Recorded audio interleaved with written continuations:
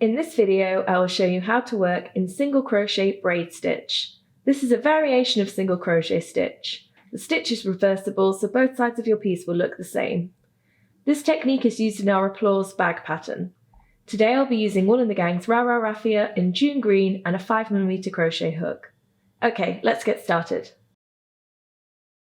This stitch must be worked into a starting foundation row of single crochet stitch. For this video, I've made mine 20 stitches long. So first, I'm going to make a turning chain. As this stitch is a variation of single crochet stitch, it has a turning chain of 1 stitch. So now I'm ready to work my first braid stitch. Instead of inserting the hook below the horizontal V like normal, I'm going to insert my hook between the 2 vertical bars of the stitch. Then pull the yarn through and complete as a normal single crochet stitch. It's important with this stitch to not pull your yarn too tightly.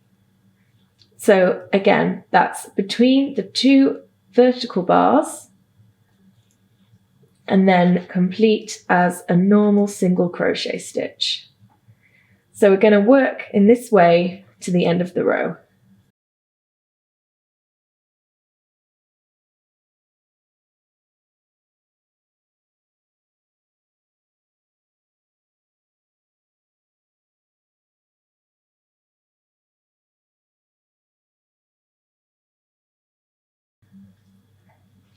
Okay, so now I've got to the end of the row. I'm going to make my turning chain, which is 1 stitch, and then I'm going to be working through the 2 vertical bars on my second row exactly the same way as before. So that's between the 2 vertical bars, then wrap and complete as for a normal single crochet stitch.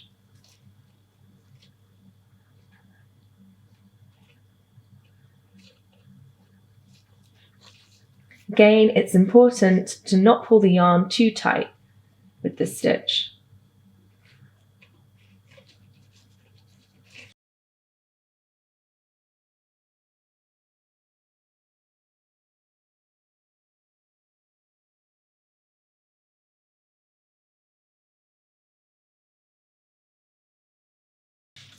And there you go, you can already start to see the braid stitch taking shape.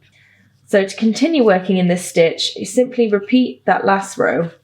So that's 1 turning chain, then working between the 2 vertical strands of your stitch. Once you've worked a few more rows, your piece should start to look something like this. Thanks for watching.